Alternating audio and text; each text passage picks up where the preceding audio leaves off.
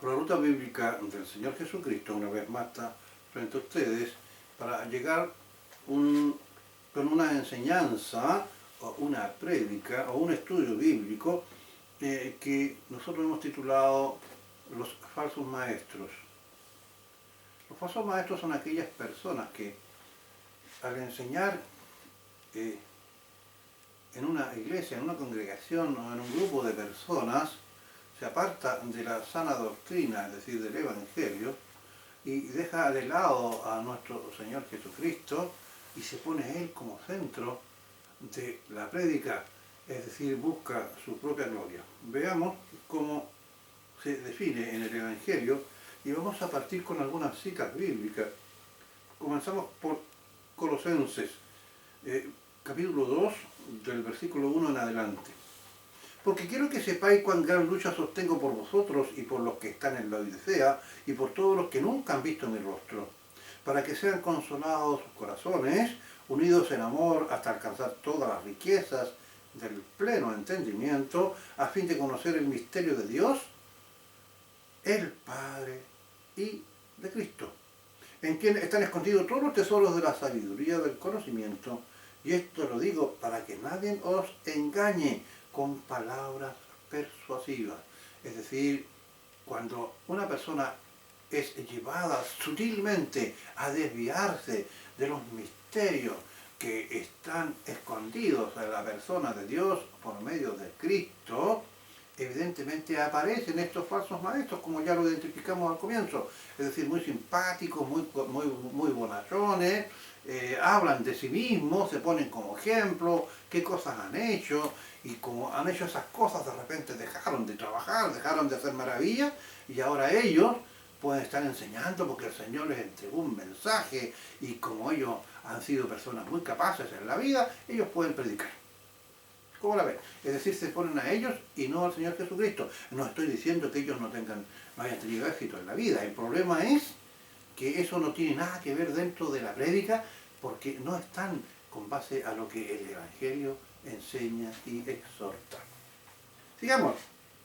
Más adelante el Evangelio también nos dice: amados, no creáis a todo espíritu, sino probados los espíritus si son de Dios, porque muchos falsos profetas han salido por el mundo. ¿Se dan cuenta? Un profeta es un predicador hoy día, porque un profeta es aquel que tiene un mensaje del Señor, y el mensaje del Señor para nosotros en la actualidad está escrito en el Evangelio. Por lo tanto, cuando predicamos, enseñamos o exhortamos, estamos ejerciendo el don de profecía, y por lo tanto existen muchos falsos profetas que enseñan la palabra desde una manera muy torcida y dejando afuera cosas relevantes del Evangelio, como es la persona de nuestro Señor Jesucristo, y colocándose ellos en su lugar. En esto conocer el Espíritu de Dios, todo espíritu que confiesa que Jesucristo ha venido en carne es de Dios. Es decir, todos aquellos que creen en el Señor, que son creyentes, han reconocido que el Señor Jesucristo, nacido de la Virgen María, se hizo hombre, es decir, tuvo y adquirió la carnalidad, es decir, un cuerpo humano al igual que el tuyo, igual que el mío, y que Él cargó, porque Dios lo castigó en la cruz, y Él sufrió en un cuerpo de hombre, con todos los sentimientos propios de un ser humano, y el que jamás cometió pecado, Él cargó en su humanidad todos nuestros pecados y murió en nuestro lugar. Eso se llama la doctrina de la sustitución. Pero no solamente que el Señor Jesucristo murió, sino que también resucitó, para que así como Él murió por nuestros pecados, pero ahora nosotros, conjuntamente con Él, resucitemos para vida eterna. Por eso que es importante, dice, que en esto conoced el Espíritu de Dios. Todo espíritu, es decir, el Espíritu de Dios que tiene el creyente, todo espíritu que confiesa que Jesucristo ha venido en carne es de Dios. Y todo espíritu que no confiesa que Jesucristo ha venido en carne no es de Dios. Y este es el espíritu del anticristo, un sistema el cual vosotros habéis oído que viene y que ahora ya está en el mundo. el liberalismo teológico, muy propio del catolicismo, ellos niegan la deidad del Señor Jesucristo, que es un verdadero ataque, y por lo tanto no confiesan su deidad y su sacrificio. Es decir, lo rechazan. Si tiene un ejemplo, todo espíritu, dice, repito, todo espíritu que no confiesa que Jesucristo venido en carne no es de Dios. Y este es el espíritu del anticristo, el cual vosotros habéis oído que viene y que ahora está en el mundo.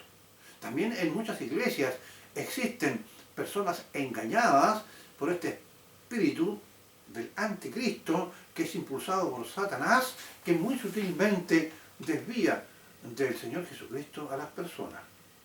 Mateo 24:24 nos dice, porque se levantarán falsos cristos y falsos profetas, y harán grandes señales y prodigios, de tal manera que engañarán, si fuera posible, aún a los escogidos.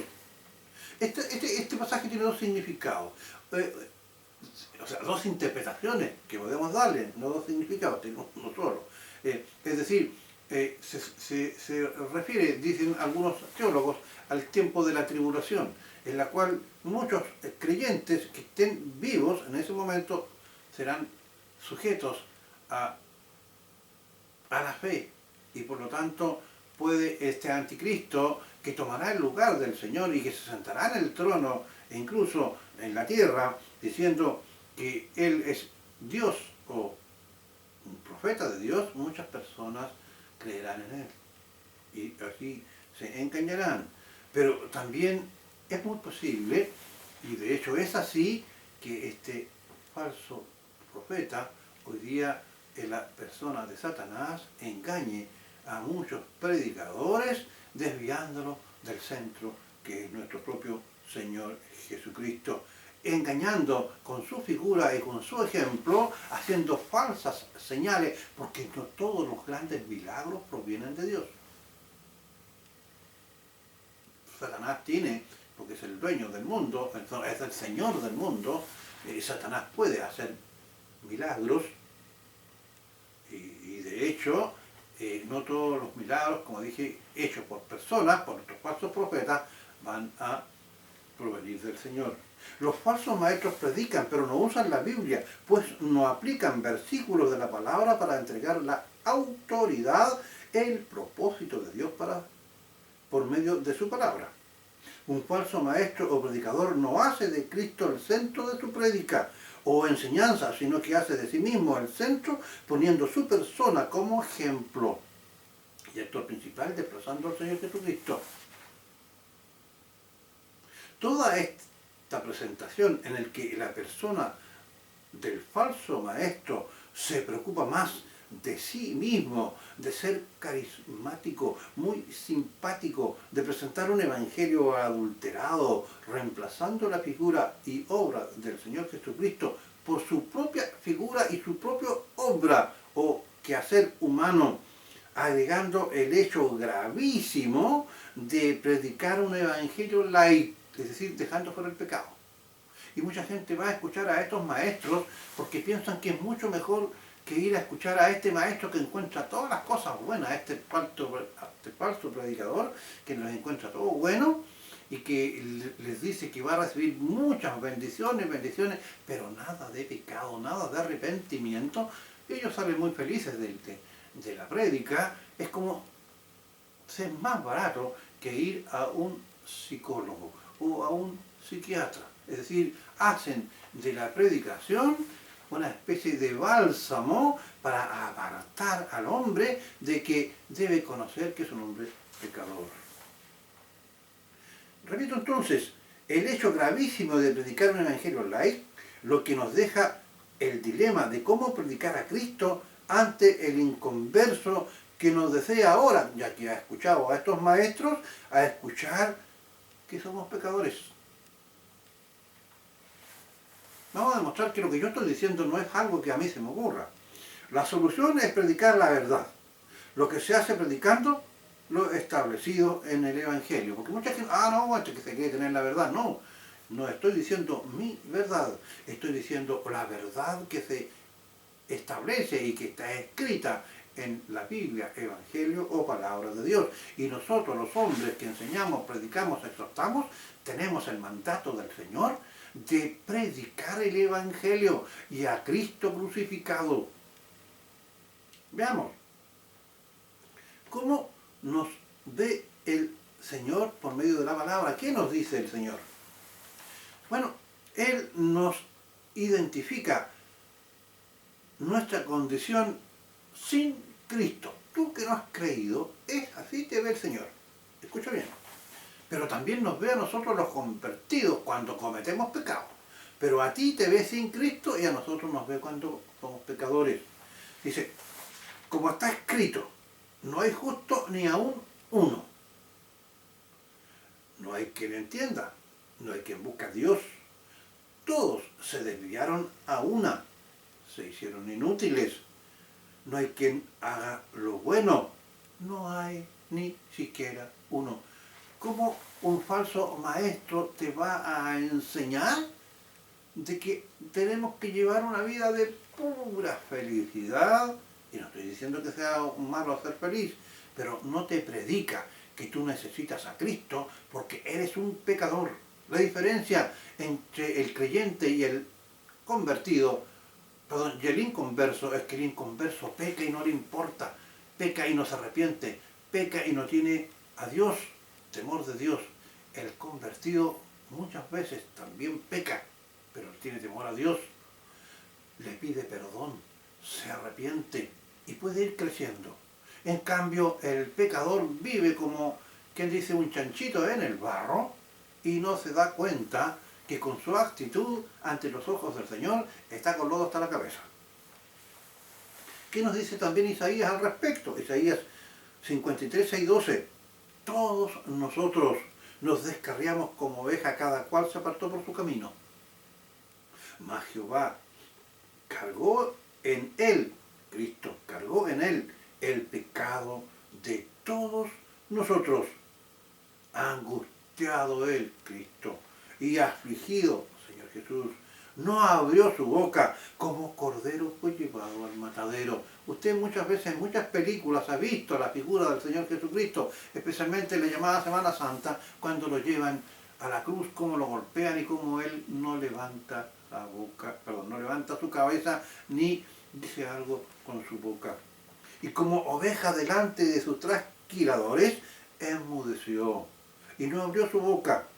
Y luego en Romanos nos vuelve a decir, Romanos 10, 9, 13, porque nos está ahora dando una respuesta y nos está dando una metodología para que tú que no crees puedas creer, porque ya nosotros lo hicimos, para que el Señor te perdone, te justifique y te dé la vida eterna. Dice en Romanos 10, 9, 13, esto es lo que debemos predicar para perdón de pecados. 9. Porque si confesares con tu boca que Jesús es el Señor y creyeres en tu corazón que Dios le levantó de los muertos, serás salvo. Miren, voy a explicar algo muy simple. Dice en otra parte del Evangelio que el convertirse no es voluntad de varón, es decir, que yo mande a alguien a que se convierta. Y muchas veces cometemos el error, o se comete el error, de llamar al pecador que levante la mano, que repita la oración que el hombre está haciendo en el púlpito, y una vez que el hombre repite y obedece el mandato del predicador, se considera y se le dice que es salvo, cuando el Evangelio dice que no es voluntad de varón.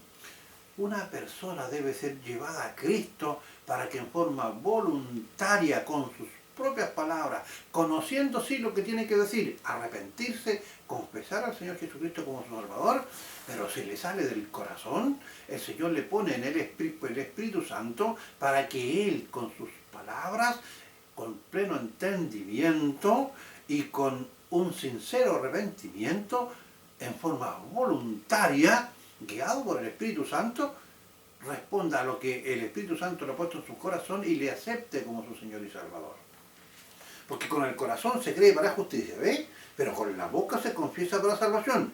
Pues la Escritura dice, el Evangelio, todo aquel que en Él creyere, es decir, en el Señor Jesucristo, que murió en la cruz por nosotros, en este caso por mí o por ti, Aquí está la conclusión.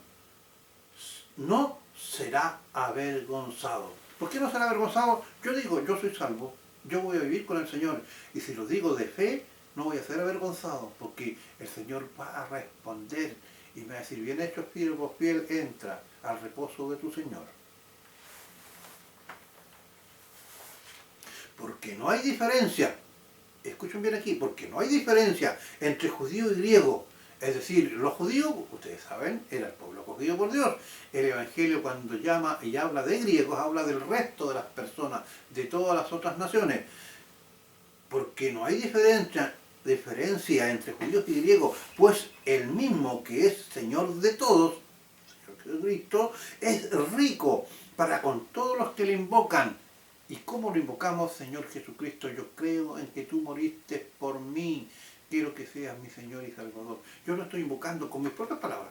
No estoy diciendo que repitan lo que yo estoy diciendo, pero estoy explicando por la luz del Evangelio, tal como aparece acá, en Romanos, ¿ya? Porque no hay diferencia entre judíos y griegos, pues el mismo que es Señor de todos es rico para con todos los que le invoquen. Y luego, ¿qué debemos esperar una vez que hemos aceptado al Señor? Ahora, aquí vamos a ver cuál es nuestra recompensa, por decirlo de alguna manera. Juan 14, 2 al 4. En la casa de mi Padre muchas moradas hay. Si no fuera, yo os lo hubiera dicho. Voy pues a preparar lugares para vosotros.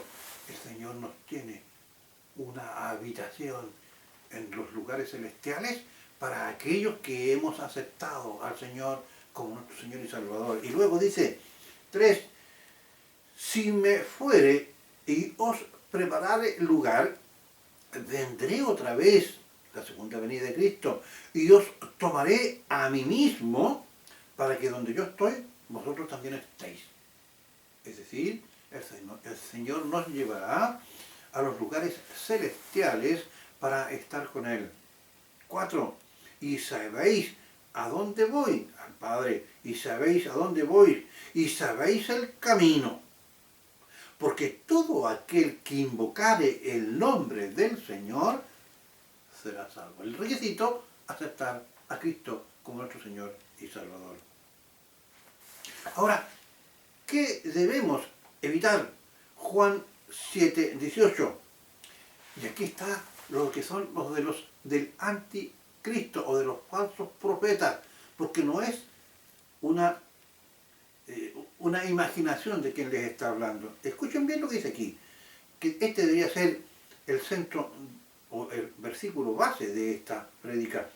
El que habla de sí mismo, su propia gloria busca, más el que busca la gloria del que le envió, este es verdadero y no hay en él injusticia. ¿Se dan cuenta?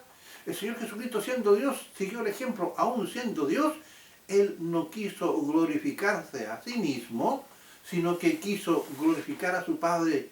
Y nosotros no debemos gloriarnos nosotros mismos, sino que debemos gloriar a Cristo y ser sus fieles representantes para llevar las personas al Señor Jesucristo. No decir yo porque hice tal cosa, porque en la vida yo fui una persona con mucho éxito, pero el Señor Jesucristo me llamó y resulta que todas esas grandezas que yo hacía en la vida, ahora las pongo a los pies de Cristo, así que, ahora los pongo a los pies de Dios y ni siquiera le hablan de la cruz y del arrepentimiento del Señor Jesucristo y de la conversión. En una prédica o en un púlpito no puede nunca estar ausente el arrepentimiento y la cruz de Cristo. Se debe emplear como base también la palabra por medio del Evangelio. Esto se enseña por medio del Evangelio, tal como lo estamos haciendo hoy día. Cada aseveración está basada en un versículo de la Biblia. Ahora, esto es la forma en que un siervo del Señor debe predicar al Señor Jesucristo. Pero también está la exhortación, Porque algunos dicen, ya está hablando de lo mismo. Si alguna persona dice, ya está hablando de lo mismo, cuando escuche sobre el Evangelio de Cristo, nunca se ha convertido. Veamos ahora, porque también existe la exhortación. Veamos un ejemplo de exhortación. ¿Cuál es nuestra meta? Según Romanos 6, 22 y 23. Dice, más ahora que habéis sido librados del pecado por medio de la cruz de Cristo y hechos siervos de Dios, o sea, esclavo, un siervo es un esclavo, tenéis por fruto, es decir, por meta, dicen otras versiones, tenéis por fruto la santificación. La santificación o la santidad. La santificación es el proceso de irse apartando de pecado, es decir, llevando una vida cada vez más perfecta en el sentido de apartarnos de pecado. ¿Ya? Pues vamos, más que habéis sido librados del pecado y hechos siervos de Dios, está hablando el creyente, tenéis por vuestro fruto la santificación y como fin, ¿cuál es nuestra meta final? La vida eterna. Porque la paga del pecado es muerte, pero la dádiva de Dios es vida eterna en Cristo Jesús, Señor nuestro. ¿Cómo no te vas a convertir si pecas? Y si pecas, te vas a ir al infierno. Y si yo peco como creyente, debo ser capaz de confesar ese pecado y de arrepentirme y pedir perdón. Porque ningún pecado debe quedar sin perdón, aunque el Señor nos perdonó de una vez y para siempre. La salvación no se pierde. Si no, en segunda de Pedro dice, ¿qué es lo que nosotros debemos ser por medio de la santificación? Sino como aquel que os llamó es santo, o sea, Jesucristo, sed también vosotros santos en toda vuestra manera de vivir. Santo significa apartado de pecado. Porque escrito está, sed santos, dice el propio Señor Jesucristo, sed santos porque yo soy santo. Luego en 1 Corintios 3, 11 y 14 nos dice, pues nadie puede poner otro fundamento que el que ya está puesto, el cual es Jesucristo. ¿Se dan cuenta? Nuevamente, porque son falsos maestros cuando hablan de sí mismos. Muchos predicadores y hombres del Señor no se han dado cuenta o no se han convertido porque ignoran la presencia de Cristo en sus prédicas. Pues nadie puede poner otro fundamento que el que ya está puesto, el cual es Jesucristo. Ahora bien, si sobre este fundamento que es Cristo, alguno edifica con oro, plata, piedras preciosas, madera, heno, paja, la obra de cada uno será evidente. Algunos no entienden esto, pero cuando habla de estos metales, incluyendo hasta llegar a la parte de la madera, para decir paja, está hablando de metales o de elementos que van a ser probados como con fuego. Esas son nuestras obras. Nuestras obras, ¿no es cierto? El oro es resistente. No se olviden ustedes que en las naves espaciales colocan láminas de oro porque son muy resistentes al calor. Oro, que son esas obras que el Señor desea para nosotros, son obras perfectas de santidad. Después viene la plata, después vienen las piedras preciosas, ya la madera se comienza a consumir con ciertas temperaturas, ¿no es cierto? Y el heno, que forma parte de aquellos alimentos que comen los animales, también con poquito menos de calor, ya se empiezan a quemar, la paja se quema de un rato para otro, es decir, nuestras obras serán probadas como quien le aplica fuego a este tipo de elementos. Tú, si no llevas una vida en santidad, apartada de pecado, posiblemente tus obras serán como paja y serán consumidas rápidamente. Dice, repito, ahora bien, si sobre este fundamento que es Cristo alguno edifica con oro, plata, piedras preciosas, madera, heno, paja, la obra de cada uno será evidente. Claro, será evidente porque aquel que edificó con oro, su santificación es realmente grande, pero aquel que edificó solamente con paja, sus obras han sido muy débiles. Porque el día la dará a conocer, pues con fuego será revelada, el fuego mismo probará la calidad de la obra de cada uno. 1 Corintios 14, esto último. Veamos ahora qué nos dice 1 Corintios 3:18. Ahora bien, se refiere al creyente, el que planta y el que riega son una misma cosa, pero cada uno recibirá su propia recompensa conforme a su propia labor. Nosotros plantamos la palabra del Señor. Uno pone la semilla, otro vuelve a regar en el corazón del inconverso. Y aquel, por medio de estos dos elementos, el Señor hace su obra para quienes Él tiene destinada la salvación. Ahora bien, el que planta y el que riega son una misma cosa, pero cada uno recibirá su propia recompensa conforme a su propia labor. Es decir, vamos a tener recompensas.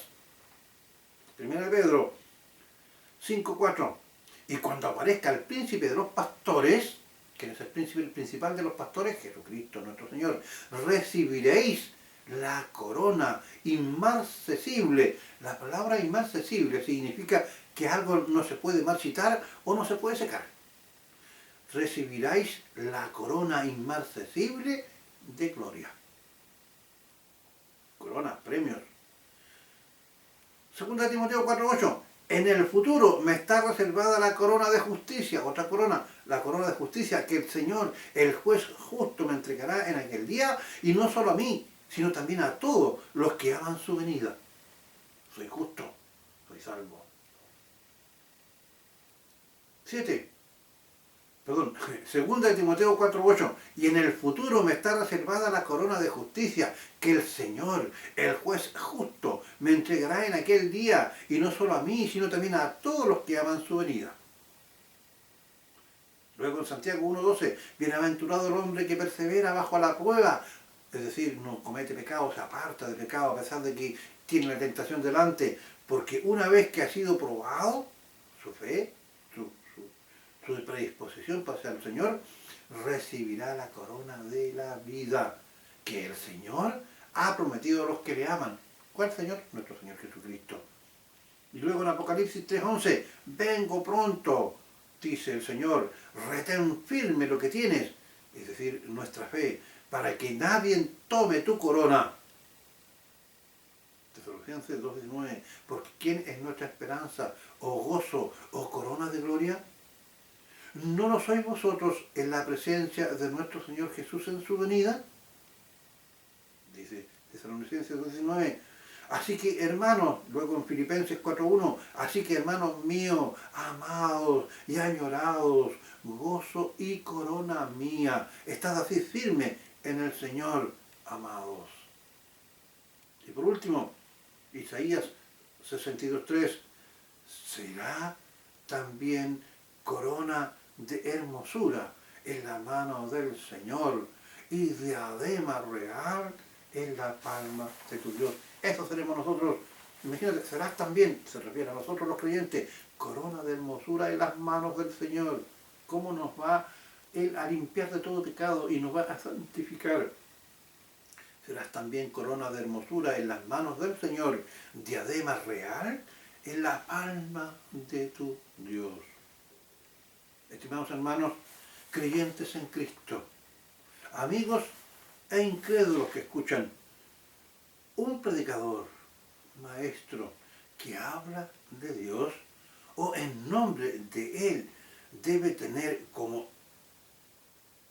siempre primero como centro en todo, como primer y único fundamento a nuestro amado Señor y Salvador Jesucristo. Predicar por medio de su palabra. Debemos distinguir a aquellos falsos maestros que se ponen como ejemplo a sí mismos, buscando su propia gloria, usando como excusa que así los conducirán mejor a Cristo, sacándolo a Él de la prédica y de centro de la enseñanza, convirtiéndose así ellos mismos en anatema. Anatema significa maldito del Señor, en anatema, acarreando para sí condenación, que la bendición del Padre, la del Hijo y la del Espíritu Santo sea con ustedes y que los ilumine para poder conocer e identificar aquellos falsos maestros. Y tú que enseñas y tú que predicas, no importa el lugar que ocupes en una iglesia o congregación, no debes reemplazar nunca la figura de Cristo y no debes usar tu ejemplo de vida reemplazando o desmereciendo lo establecido en la palabra de Dios, que nos exhorta a creer en Cristo y a ser creyentes. Creo en el nombre del Señor, por la gloria del, por la gracia del Señor y por la unción del Espíritu Santo, haber demostrado por medio de esta enseñanza o prédica, en la cual he puesto como foco de atención la persona de Cristo y como palabra para enseñarle, valga la redundancia, la propia palabra de Dios, y cada cosa que les he explicado ha sido en base a su palabra por medio de capítulos y versículos del Evangelio. Que el Señor les bendiga y será hasta un próximo programa.